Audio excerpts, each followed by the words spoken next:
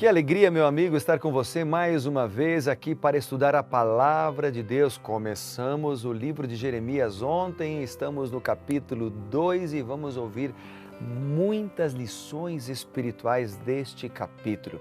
Se você já leu, você já descobriu isso. Jeremias tem grandes lições para nós. Antes de lermos Jeremias 2, eu quero lembrar você que nós temos um presente especial para você, que é a revista Momentos de Alegria. É só você mandar os seus dados, mandar o seu pedido para o nosso WhatsApp, que é o número 12 98100 1425. Aparece aqui na tela, você pode copiar e então mandar para a gente dizendo assim: eu quero receber este presente. Não tem nenhum custo, é de graça, é com todo o prazer que nós vamos enviar para você, ok? Você também pode entrar no site da Novo Tempo, novotempo.com, e pedir um estudo bíblico, por exemplo, ou acessar os outros programas da TV Novo Tempo ali, ou até mesmo assistir a TV pela internet ao vivo, ou escutar a Rádio Novo Tempo. Que alegria estar com você, viu? Entra no nosso canal no YouTube, se inscreve lá, youtube.com/reavivados por sua palavra NT. Será um grande prazer estar com você e enviando as mensagens diárias da Palavra de Deus. Vamos orar juntos? Bondoso Deus, dá-nos sabedoria mais uma vez para ouvir a Tua voz na Bíblia Sagrada. Oramos em Teu nome sagrado, no nome de Jesus. Amém. Vamos então a Jeremias 2. Jeremias 2 trata de vários assuntos. Por exemplo, Deus mostrou bondade no passado e agora Ele protesta contra os judeus por causa da sua revolta, da revolta dos judeus. Os judeus, são a causa das próprias calamidades que vêm sobre eles, as suas decisões equivocadas. Esse é um dos assuntos. Os pecados de Judá é um dos assuntos desse capítulo. E a autoconfiança da nação que é rejeitada. Especificamente, o capítulo 2, ele começa com a expressão Palavra do Senhor. Essa frase, esta declaração, ela introduz uma série de profecias que estão desde o capítulo 2 até o capítulo 6 de Jeremias. Esta série é uma retrospectiva do passado de Israel e ela mostra também que as condições daquele tempo, elas na verdade eram resultado das falhas, das decisões equivocadas do povo. A profecia ela foi dada durante os 10 primeiros anos de Jeremias, 627, 626 a.C. até 616. Possivelmente, essa profecia ela foi dada no 13º ano do rei Josias. Então, com esse contexto aí em mente, nós vamos dar uma olhada agora em alguns versos que me chamaram a atenção, lendo a palavra, quais os versos que eu senti Deus falando comigo. O primeiro verso que eu quero chamar a sua atenção, falar para você, é o verso 7. O verso 7 de Jeremias 2 diz assim, vamos ler juntos aqui, aqui está. Diz aqui, eu vos introduzi numa terra fértil para que comesses o seu fruto, o seu bem, mas depois de terdes entrado nela, vós a contaminastes, na minha herança fizestes abominação. O verso 7 me chamou a atenção. Por quê?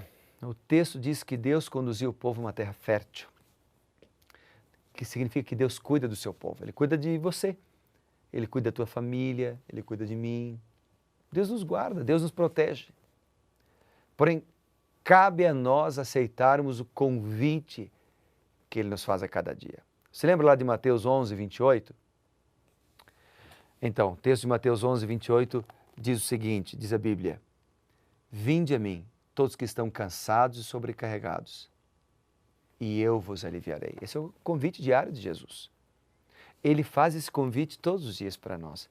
E ir a Jesus significa separar um tempo para ler a Bíblia, separar um tempo para orar, separar um tempo de comunhão com o Senhor Jesus.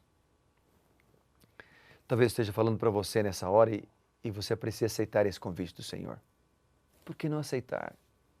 Há um risco quando nós não aceitamos a Deus, o convite que Ele faz.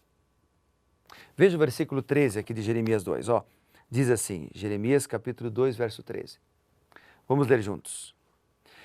Porque dois males cometeu o meu povo. A mim me deixaram um manancial de águas vivas e cavaram cisternas. Só que cisternas rotas, ou significa cisternas rachadas, que não retêm as águas. Dois males cometeu o meu povo, diz esse texto.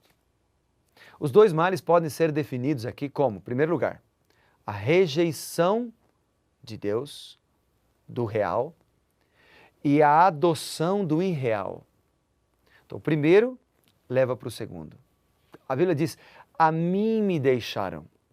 Veja que esse texto, a mim me deixaram, essa palavra me no texto, no versículo 13, na língua hebraica, que é a original, que foi escrito o Antigo Testamento, ela é bem enfática, ela é forte, é como se Deus chamasse a atenção. É como se Deus dissesse assim, você não está deixando qualquer coisa, você está deixando a mim, que sou o teu Deus, eu sou o teu Redentor, eu sou o teu Salvador. Cada manhã, quando nós decidimos sair de casa, cumprir os requisitos da nossa agenda, sem orar, sem ler a Bíblia, sem buscar o Senhor, quando nós não nos importamos com Deus, na verdade nós estamos deixando o Senhor. Nós estamos dizendo para Ele, nós sabemos nos virar sozinhos. Eu estava num dia, feriado que teve no Brasil, um feriadão, e nós saímos com a família para passear um pouquinho.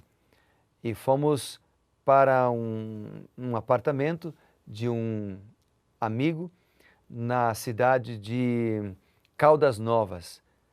E esse apartamento é um complexo onde tem ali várias piscinas e tal. E estávamos com a família e de repente minha esposa saiu, foi até o apartamento e minha menina menor de 4 anos de idade, ela saiu. Eu falei para ela, filha, fique aqui, não vá sozinha. E ela saiu.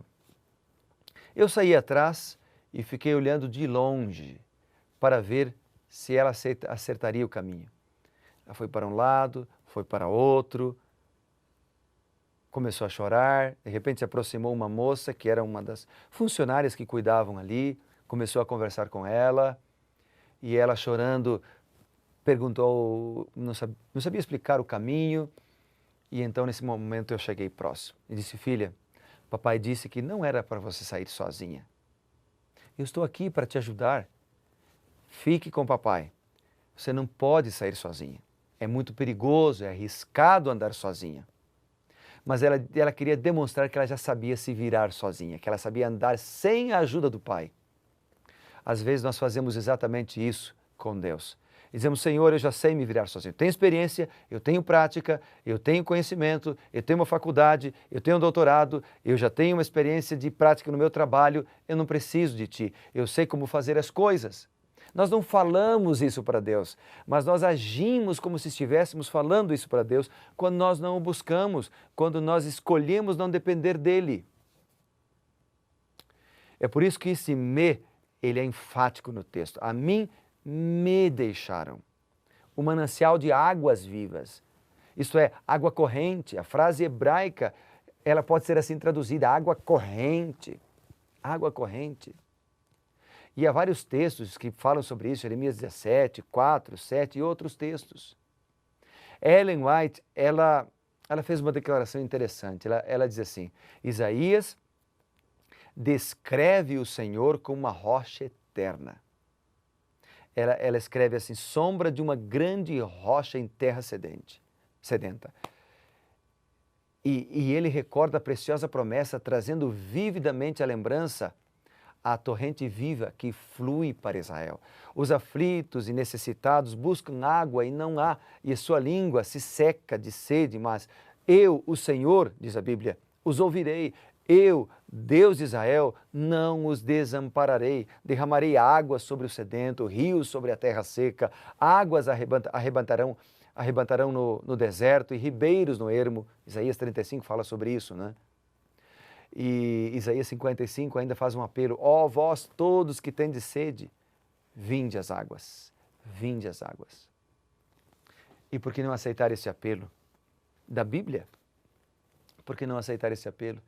Deus apela a cada um de nós a cada manhã, vinde às águas. Ele é a fonte das águas vivas.